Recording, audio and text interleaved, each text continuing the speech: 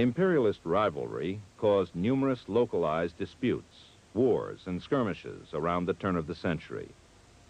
Japan and China over Korea and Formosa. The United States and Britain over Venezuela. Britain and France over the Sudan. Spain and the United States over Cuba and the Philippines. Britain and the Dutch colonists over South Africa. Germany and France over Morocco. Russia and Japan over Manchuria.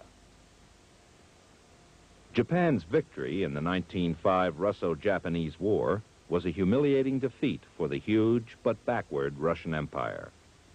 For the first time in modern history, a European power had been defeated by a non-European nation. Russia's century-long eastward expansion into Asia had been checked. Japan was on the rise. The effects of these conflicts were threatening the balance of power in Europe. Germany, a latecomer in the rivalry for colonies, was beginning to test its strength.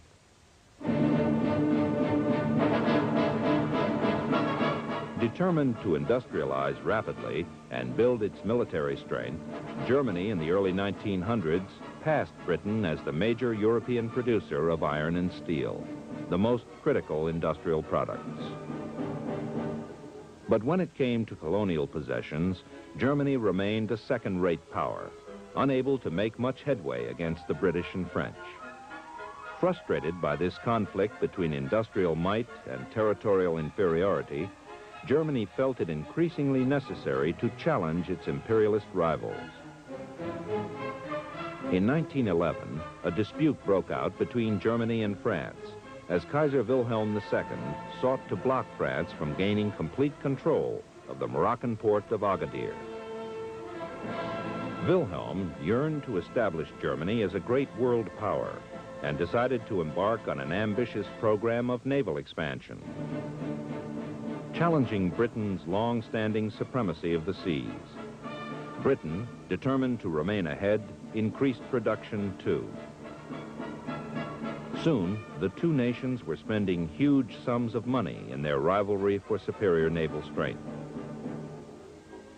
This contest was only one part of a continuing buildup of arms and armies going on throughout Europe. Everywhere, factories turned out weapons of incredible effectiveness. The military inspired near reverence, and its leaders played prominent roles in the governments of most nations.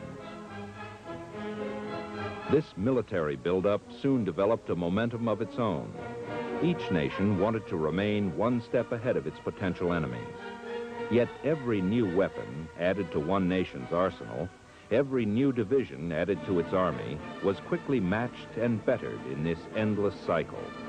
Once the process had started, no nation felt it could afford to stop. The arms race took place along with a developing system of alliances that started in 1879, when Germany allied itself with Austria-Hungary. Italy joined 3 years later in what was called the Triple Alliance.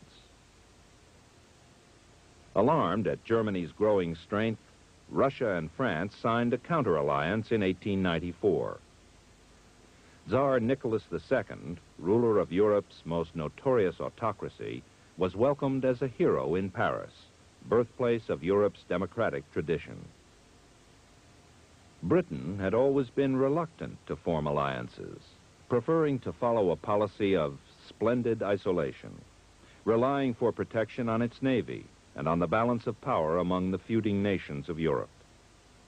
But by the turn of the century, even mighty Britain was worried by Germany's growing strength. This worry led Britain early in the century to reach agreement with France and Russia against Germany and its allies. In every country, military leaders began mapping battle plans, just in case. Was a major war inevitable? Certainly, I think so, said France's top general. It will come. I shall fight it, and I shall win. This was the mood in Europe. When, in Sarajevo, a Slavic nationalist murdered the heir to the Austrian throne.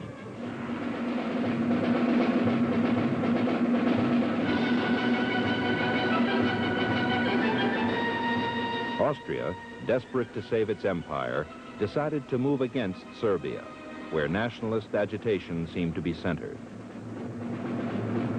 As Serbians hurried to defend their country, Russia pledged to support her Slavic cousins against Austria. Germany promised to aid Austria if Russia intervened, while the French prepared to back up their Russian ally. As the system of alliances came into play, mobilization orders went out all across Europe. Finally, on July 28, 1914, Austria declared war against Serbia. One by one, the nations of Europe picked up their weapons.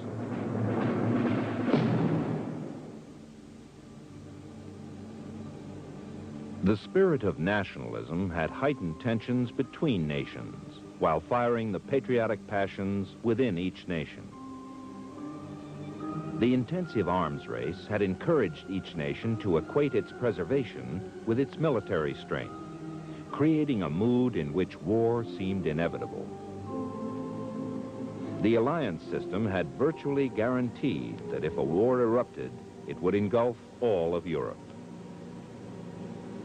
And at the root of it all was the fierce competition among the imperial powers to realize their national dreams by gaining control of the world's resources.